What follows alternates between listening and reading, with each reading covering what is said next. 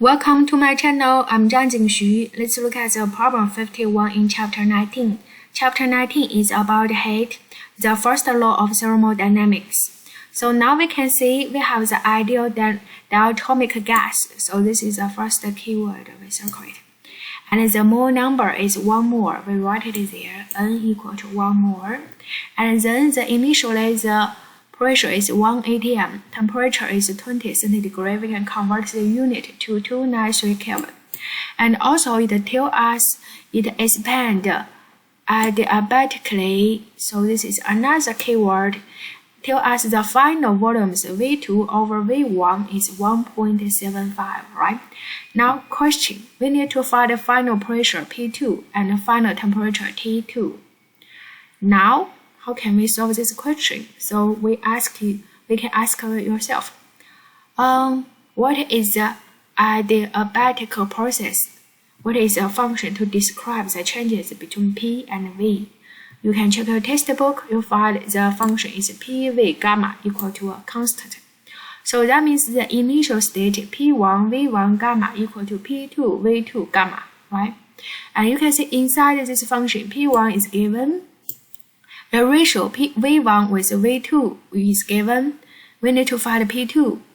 So it looks like we need to find the gamma, right? And by definition, this gamma is molecule specific heat of constant pressure, capital Cp, over the molecule specific heat of constant volumes, capital Cv, right? And we also know capital Cp equal to capital Cv plus R over Cv. Now, next question, what is Cv? How can we find Cv for this diatomic gas? So this is the second keyword there. So you check your textbook, you can find it is just 5R over 2. Therefore, we can get the number for gamma as 7 over 5. Now, you can convert the function. Look at this equation for P2. We see P2 equal to P1 times the ratios of power gamma. So this ratio is V1 over V2. And then you can see P1 is as 1 atm.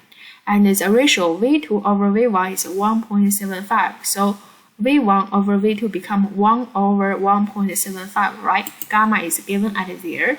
Therefore, we can get the pressure P2. Now P2 is solved. Next one, we need to find the T2, temperature. It looks like we can consider ideal gas law. PV equal to nRT, right? And then we can write it as PV divided by T equal to N times R. N is a mole number, constant. R is a constant. So it looks like PV divided over T equals constant, right? PV over T equals constant. So that means initial state T1 V1 over T1 equal to final state P2 V2 over T2, right?